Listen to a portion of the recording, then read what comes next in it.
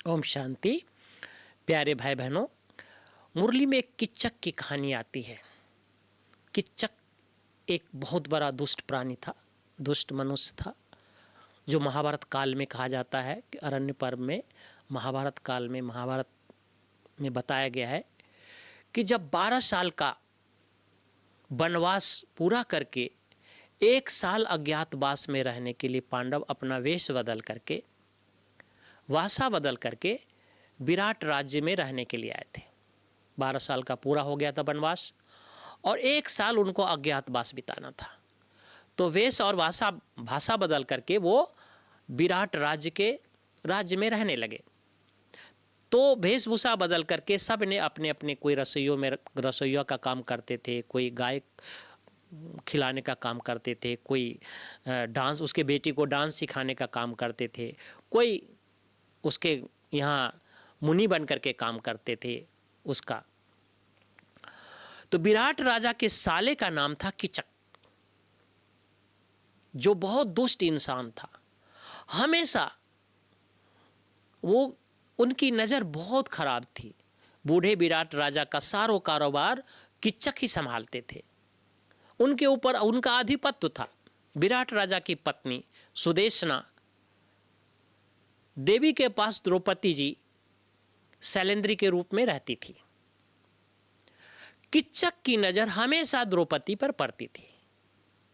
हमेशा चाहते थे कि द्रौपदी को अपने तरफ करे। वो उसकी दृष्टि विकारी से द्रौपदी सदा दुखी रहती थी, बहुत दुखी रहती थी। पांडवों को ये बात नहीं बताती थी। वो सोचती थी कि पांडवों को बताएंगे तो ये किच्चक का वध कर देगा, मार देंगे, तो हमारा क्या होगा, अज्ञातवास टूट जाएगा, तो उधर दुर्योधन आ जाएंगे, फिर से हमको 12 वर्ष का वनवास धारण करना पड़ा। इससे द्रौपदी डरती थी कि हम अपने 5 पांडव को नहीं बताएंगे। जब अज्ञातवास 3 दिन का रह गया भाई बहनों, 3 दिन का रह गया, तो इतने दिन तक वो सहन किया इन सब बातों को। तब उन्होंने ये बातें भीम को बताया। 3 दिन का रह गया, तब ये बातें भीम को बताया।